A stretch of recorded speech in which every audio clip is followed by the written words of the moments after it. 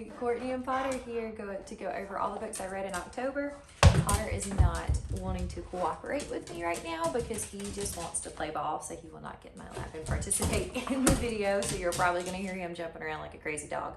But yeah, so I'm just going to go over all the books that I read in October.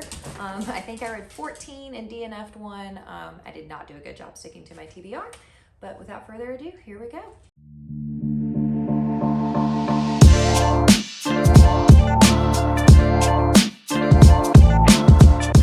In true Spotty Tail fashion, I do have a ranking system for my books again. Again, we're going to go with a 3-tier ranking system, this time to stick with the spooky theme. The top tier is going to be called Freakishly Fabulous.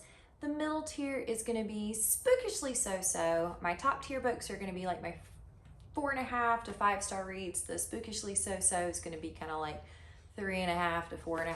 And then the last tier is going to be just Boo, which were lower 3-star reads and DNF'd books. So that is how we're going to rank them this time. The first book I read this last month was Rhapsodic. Rhapsodic is a Kindle Unlimited book, so I did read it on my Kindle. We had this as our book club for the month of September, actually, with my reading Discord group, which is called Reading with My Nomies. There's a link down below. I was a little behind getting into that. So, hey buddy, you gonna join me now? No, just kidding. Anyway, I picked it up, read it in like a day. I devoured it. I loved it. I cannot wait to continue the rest of the series. I know there is a lot of controversy with this series, and I could probably make an entire video of my thoughts on that. But overall, just from an enjoyment standpoint, I really did enjoy the book, and for that, it's going to go into Freakishly Fabulous for me. Next, we have Darkness and Grace, which was an ARC read for me. It was a domestic kind of family thriller. As far as like domestic thrillers kind of go, I liked the pacing of it. It was a lot faster than some similar kind of family-based thrillers that I have read. I know last month I read LA Weather, and it was very mundane, and I just did not get the point of it. I didn't like it. With Darkness and Grace, I didn't have that as much, and I think it's based off a true story, and it was pretty good. It kept me entertained. I think I read it in like 2.5 days, so the pacing was a lot faster. I didn't necessarily get bored with it. That being said, it's not something that left a lasting like memory on me. It was good. Like I finished it. It was okay, but just for that, I'm gonna put it in Boo. It was like a 3.5 read for me. Okay, and next I have Fire Falling, which is the second book in the Air Awakened series that I'm working on. I read the first book last month. I'm doing kind of a combo read. It is a Kindle Unlimited book, and I also bought all the books for 1 Audible credit, so I'm kind of like flipping back and forth between the two. It was pretty good. The action definitely picked up in this one. There's some good tension. Like I still feel like the story and the series itself is building, and I think I'm going to enjoy it. And I'm hoping I can maybe finish it this month, but we'll see. But this book was pretty good. It ended kind of crazy. A lot of stuff went down. Part of it was heartbreaking, but it was pretty good. It's still not like a top tier series for me yet, but I can see where it's probably going to be. So for now, it's just going to go into Spookishly So-So. Next book I have is The Replacement by K.M. Reeves, and if you follow me on TikTok or Instagram, you have already seen me gushing over this book and this series in general. The series A Culling of Blood and Magic deserves so much more hype, and it is probably one of the best series that I've read this year and is going down as one of my favorite books. So it is Kindle Unlimited. I read it initially on Kindle Unlimited, and then I had to go buy it because, I mean, come on. And I'm also like ordering an autographed copy of it because it is phenomenal. The author is so sweet and so amazing, and she is so good. But yeah, so this is a new adult fantasy. It's got like a modern spin on it. We have vampires, we have witches, we have tension between the factions of supernaturals, we have werewolves kind of later on. The romance in this is to freaking die for. The spice is really good. The second book, definitely the spice kind of heats up a little bit. There's more sexual tension in this book than spice, but there is some good spice, and it is beautiful, very well written. The author is able to like invoke these emotions in you when you're reading. That reminds me a lot of reading a Colleen Hoover book. Like I was happy, I cried, she destroyed me, she made me happy. Like, oh, and this book ends on a freaking cliffhanger, but the second book is already out, so that helps. But I finished it like 2 weeks before the arc for the second book came out, and I was like, I need it right freaking now, because the way this book ends, you're just like, holy crap, I gotta sit down and think about that for a while. But yeah, this is fabulous and phenomenal, and I'm probably gonna make a whole separate video going over the series because I love it that much, and it's definitely gonna go down as freakishly fabulous. Next we have Supernova, which is the third and final book of the Renegades trilogy. And it was good. It's a longer series, longer books. I got through it pretty quickly. I think it took me like 4 or 5 days to finish it. I did a kind of combo of reading the ebook and listening to the audiobook. I enjoyed it. It was a good wrap up to the series. That being said, I think it ended a little too easily. Like there was all this conflict and then everything just kind of like fell into place, the best I could describe it without any spoilers. There were some twists and turns, but I think it just kind of ended too easily.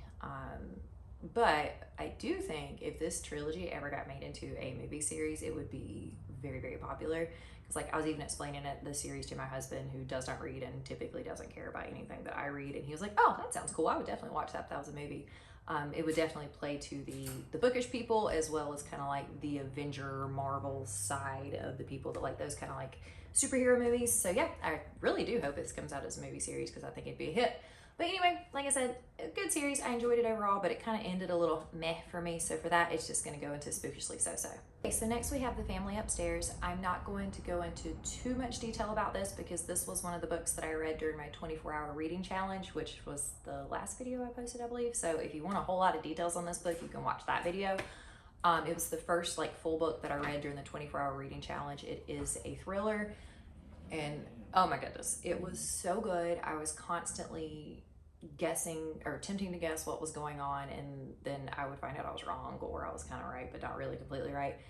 Really twisty turvy, just crazy. I can't wrap my head around like all the twists that was in this book, but it was very, very good. If you like thrillers and like the kind of family thrillers, you will love this book. And Lisa Joel, who wrote the book, is kind of like the queen of thrillers, so definitely check this one out, and it's going to go down as freakishly bad. Next we have No Exit. I did have a physical copy of this, but I actually let a friend borrow it yesterday. This was another book that I read during the 24-hour reading challenge, so I'm not going to go into a whole lot of detail about it. You can check out that video for more detail about this book specifically. But let me say, I devoured this book in like a couple hours because it is so incredibly fast paced. It hooks you from like page 1 and you just fly through it. Like I was gonna stop at like the 25% mark or so when I was reading it for the challenge and update, and I looked down and I was at 50% and didn't even realize it because it was so good. And it's like watching a scary movie. I mean, it's not necessarily scary, more than suspenseful, but my adrenaline was up so much when I was reading this book. I literally like could feel my heart racing because it's so fast paced and there's so much adrenaline and you just feel like you're there. And I would definitely recommend this book for anybody, especially if you like thrillers or you're wanting to get into thrillers. This is a great place to start because you will fly through this book. It is definitely going to be a freakishly fabulous one for me. We have The Girls Are Never Gone, and first off, just like look at that cover. This book is gorgeous. I totally bought this book off the cover alone. Someone posted it on Instagram and I was like, I know nothing about this book, but I'm buying it because look at it. It is gorgeous. So this is a YA horror kind of thriller book. There's beautiful like disability representation and different types of characters, and it's written very well with the representation that it has. It's a very spooky story. I read this in my 24-hour reading challenge, so I'm not going to go super in depth on what happened. You can watch that video, but it was good. It was definitely spooky, and I'm kind of glad I read it during the daytime. It reminded me a lot of The Turn of the Screw, or if you've watched the Netflix series, The Haunting of Bly Manor, that it kind of had that same kind of vibe and storyline to it. But in a more YA setting. So if you liked that book or that show, you would probably like this book, but it was definitely a good spooky read. That being said, it's not something that's going to stick with me forever. It's not going to go down as one of my favorite reads. I enjoyed it. I'll probably not reread it. I would definitely recommend to other people to read it if you like YA and horror books. But for me, it's just going to be a spookishly so-so. And next we have Good Girls Bad Blood, which is the second book in the Good Girls Guide to Murder series. I started it and got a good chunk of it done during my 24-hour readathon, but didn't finish it because I passed out. But anywho, honestly, it was okay. I liked the first book better. I mean, this one was all right, but I think based off of this one, I would have preferred if A Good Girl's Guide to Murder was a standalone. I mean, I finished it, I read through it, it was okay, but I wasn't crazy about it. I've already bought the third book in the series, so I'm gonna read it at some point because I have it, but I mean, it was okay. It's a YA thriller. First book was definitely better. I mean, I wasn't like crazy about the first book. The first book was not like one of my all-time favorites. It was okay, I read it, but I mean, this one was just all right. So for me, it's just gonna go down as boo. This was like a 3.5 read. All right, so if y'all thought the cover for The Replacement was beautiful, wait till you see this bad boy. So this is The Intended, which is the second book in the A Culling of Blood and Magic series. It came out October 21st, I think. I'm on the art team, so I read it a couple weeks before. I believe, I'm like 99.9% sure this is also a Kindle Unlimited book, but of course I bought me a copy because look at it, and I'm about to order a signed copy of both of them because I love the author and I love these books. I thought The Replacement was phenomenal. This blew all expectations completely out of the water. I loved everything in this book from the first page until the ending. The emotions that were just drawn out of me in this book was something I've really never experienced before. Like I said, her style of really invoking your emotions reminds me a lot of reading a Colleen Hoover book.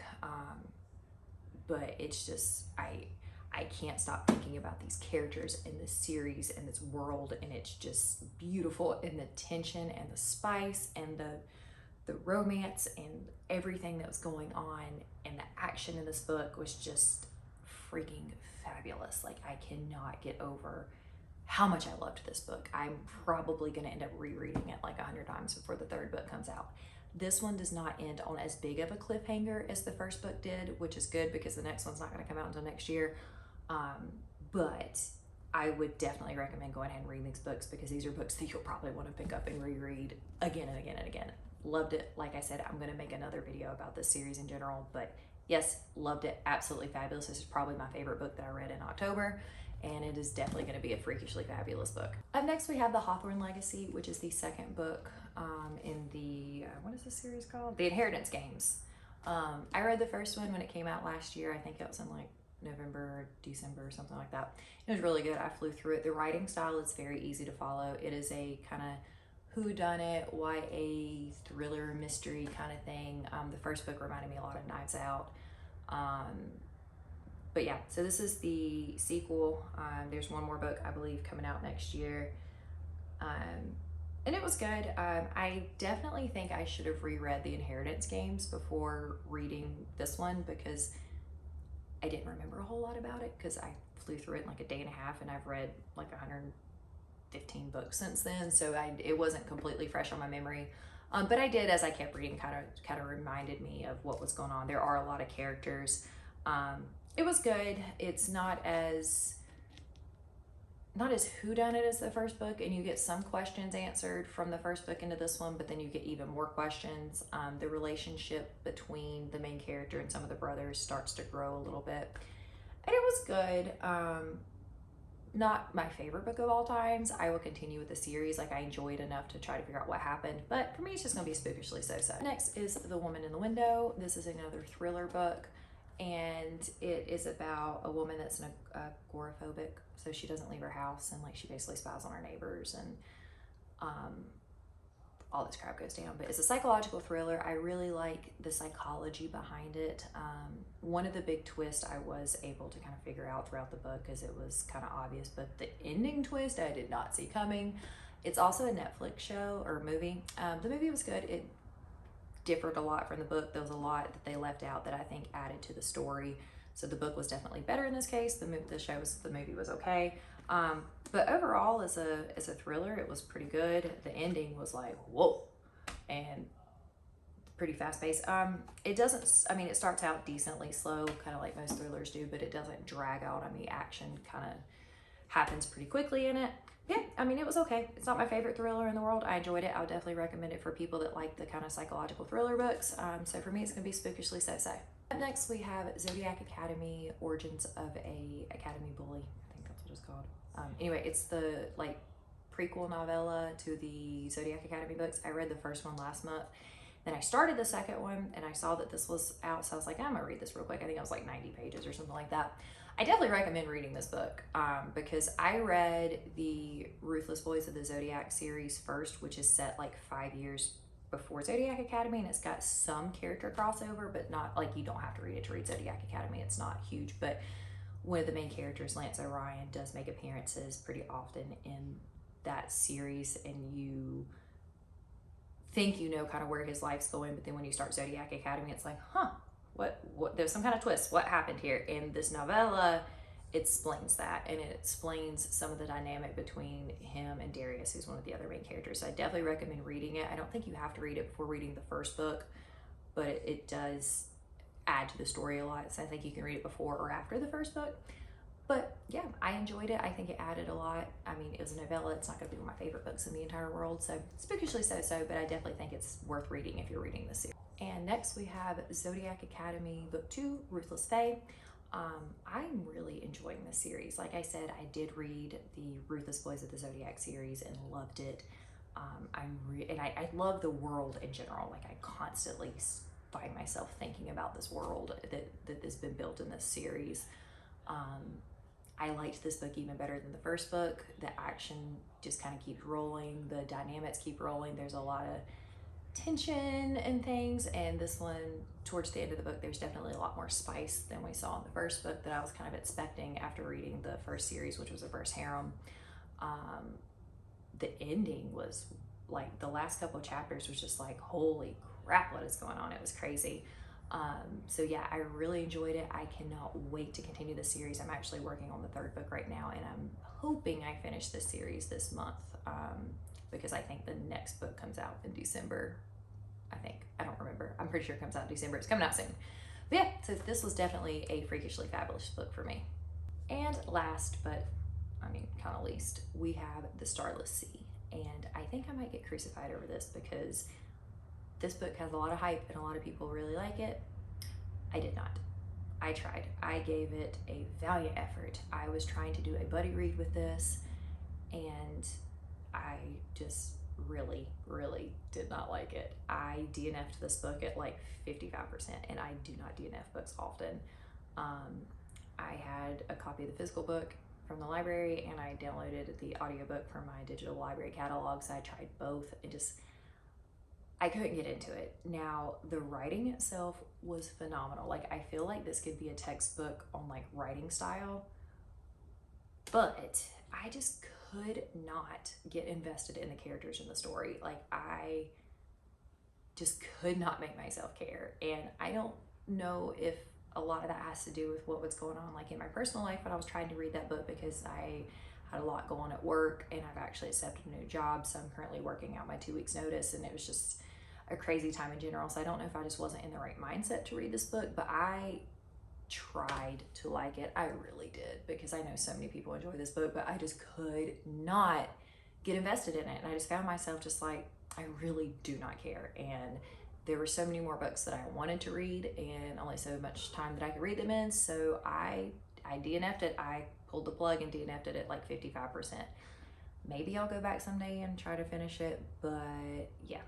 So that one's definitely going to the boo category because I did not finish the book. That's all I have for the books that I read in November, or October, good Lord. Obviously, I did not read as many as I did in September, but I still think I got a good bit done. I did terrible sticking to my TBR. My buddy's back. He got tired of playing and decided he's wanting me to hold him so he can go to sleep. So yeah, in the month of November, I'm actually attempting 3 challenges. I don't know if I'll be making videos about them or not. I'll probably just kind of like mention them in my wrap up. But the first one, I don't even know if this is technically a challenge, but I'm making it a challenge. I'm doing no TBR November because I made a TBR last month, and I typically stick to my TBR pretty well, but I just kept deviating from it like super bad. If you see my TikTok about my, like, where I duetted my TBR book list, it was bad.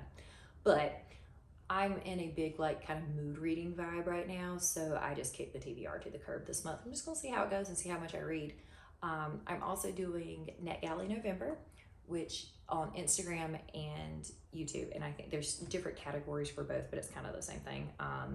So basically I'm going to try to read a bunch more of art reviews from NetGalley and try to get my NetGalley score up, because my NetGalley score was up pretty high, but then I kind of trickled off on keeping up with my reviews, and now it's down to like 41%, which is bad. So I'm going to try to read some more arcs this month, and then the final challenge that I'm doing is No by November, because I've spent a lot of money on books. Plus I'm switching jobs. I did accept a new job and I'm super excited for it, but there's going to be kind of like a gap between paychecks, so I need to budget a little bit better. So I'm going to attempt to not buy books in November and utilize other resources like the books that are already on, and Kindle Unlimited, and my library and my online library resource catalog. So I'm going to try to kind of like use up those resources versus buying books, and we'll see if I can stick to that. It's going to be hard because buying books makes me happy.